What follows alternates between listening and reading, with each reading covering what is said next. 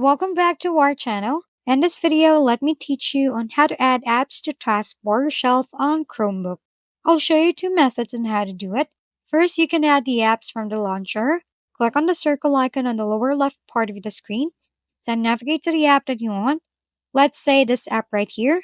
Then right-click on it and choose Pin to Shelf from the pop-up menu. Now the app has been added to your taskbar shelf.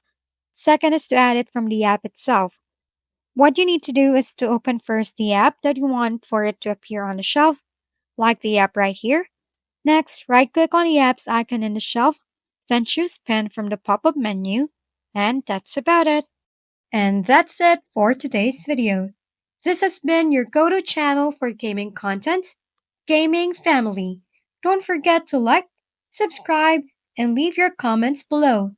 See you on the next videos.